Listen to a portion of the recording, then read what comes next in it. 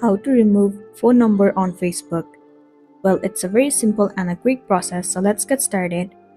First thing first, head over to your application Facebook, enter a login credential and make sure that you are logged into a specific account.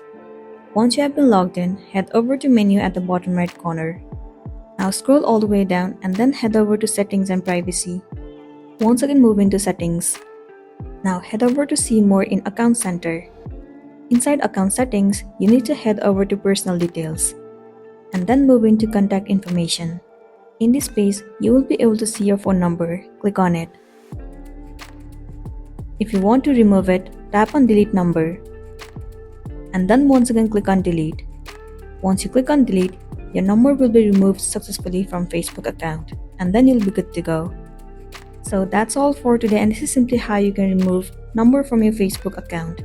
Make sure to smash the like button and consider subscribing to our channel. We'll see you in the next one.